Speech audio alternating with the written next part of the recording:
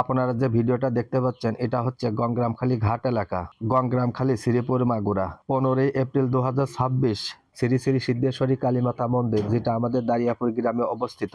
এই মন্দিরে হয়ে গেল বাৎসরিক চড়ক পূজা। যে সমস্ত ভদ্রলোক ভদ্রমহিলাদের দেখতে পাচ্ছেন, ইনারা এসেছিলেন বালিয়াকান্দি উপজেলার বিভিন্ন গ্রাম থেকে। বালিয়াকান্দি, রাজবাড়ী, শুধু বালিয়াকান্দি উপজেলা নয়, পাংশা, শৈলকুপা, শ্রীপুর, শালিকা সহ আশেপাশের অনেক জায়গা থেকে সনাতন ধর্মাবলম্বী ভদ্রলোক ভদ্রমহিলারা এই মেলায় অংশগ্রহণ করে থাকেন। হাজার হাজার সনাতন ধর্মাবলম্বী এই পূজায় অংশগ্রহণ করে থাকেন। বাংলাদেশের মধ্যে এত বড় মন্দির দ্বিতীয়টি আছে কিনা আমার জানা নেই। প্রতি বছর 1200 থেকে 1500 সন্ন্যাসী এখানে যোগদান করে থাকেন। একটি কথা না বললেই নয়, দারিয়াপুর গ্রামে কিন্তু একঘরও হিন্দু পরিবার নেই। তারপরেও বাংলাদেশের মধ্যে দারিয়াপুর গ্রামে সবচাইতে বড় কালী মন্দির। বিষয়টা ভাবতে আমাকে অনেক ভালো লাগে। প্রতি বছর হাজার হাজার সনাতন ভদ্রলোক ভদ্রমহিলারা আমাদের দারিয়াপুর গ্রামে আসেন। ভবিষ্যতে আরো বেশি বেশি আসবেন সেই আশা রাখি। ভিডিওটি দেখার জন্য সবাইকে অনেক অনেক ধন্যবাদ।